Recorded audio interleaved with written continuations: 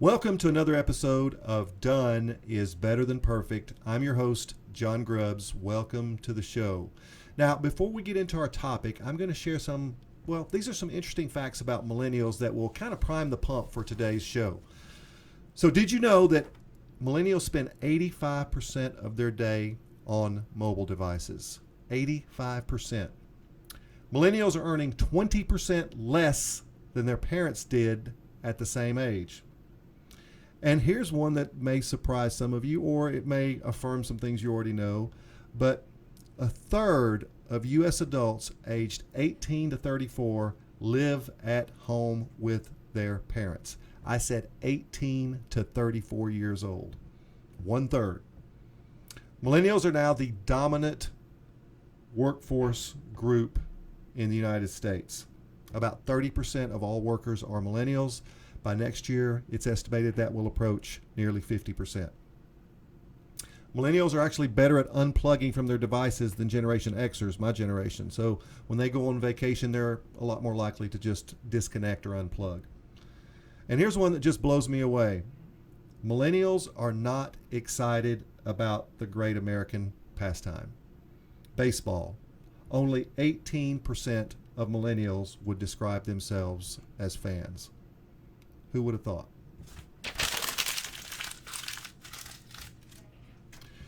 So here's our question for today. Why should I work for you? Learning how to be the employer of choice can be really challenging for some organizations. And just like the baby boomers before, today's younger workforce, well, they're going to have a significant impact on the workplace. And first of all, not all millennials are the same, and many consider themselves different from each other. So here's some quotes from millennials themselves. Here's what they are saying. Our generation is viewed in this regard because we have the ability to speak our minds, to be creative, to understand what we want out of life, and live life to the fullest. Everyone is different. Companies just need to find individuals that will work to benefit the company.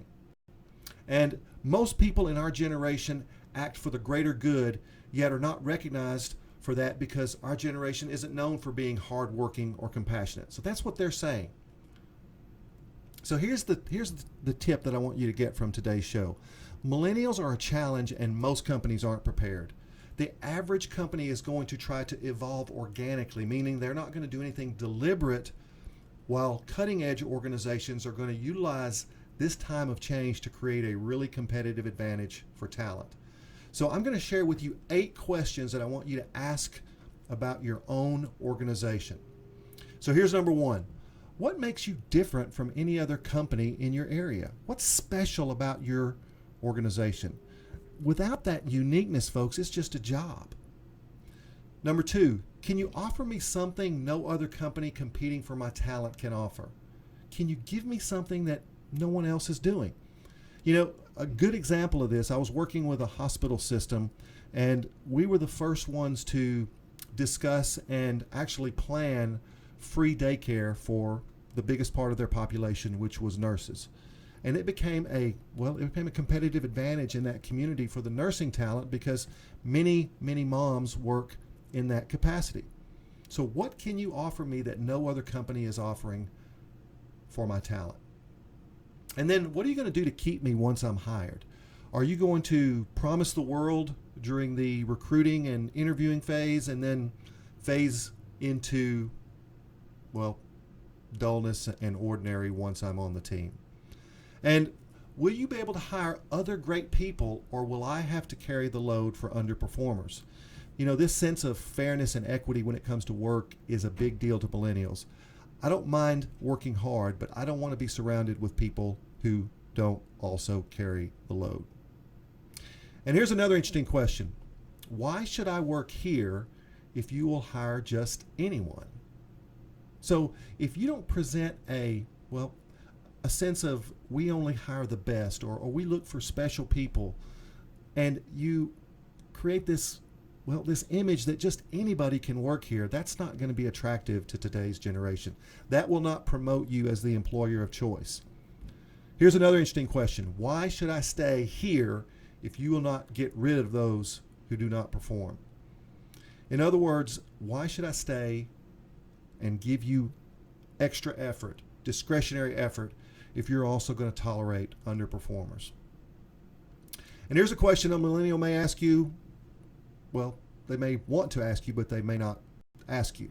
If another company offers me a little more money, why should I stay here? Why should I stay here? And probably the biggest question that a millennial should ask during the interview process, but may not, is, do you place value on my life away from work? So these 8 questions are questions that you can use to really analyze why you might be preferred over another employer in the same space. So millennials have been taught to speak their minds, to be creative, and to want the best from life. If the job takes away from the quality of life they live, they won't tolerate it very long.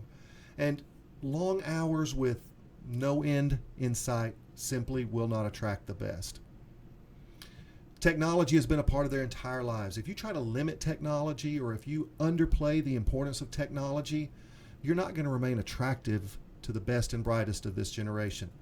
And organizations that look and feel old-fashioned are not going to retain top employees with other options. Here's something really important. Millennials want to be praised and acknowledged for their work when they've earned it. It's another video that I have on this channel, but organizations that don't train supervisors to give feedback, and I teach a technique on how to give feedback, they're not going to expect to keep the best people. High performers want feedback, and they want to know how they're doing. And finally, millennials do care about career development. It just may not be with your company.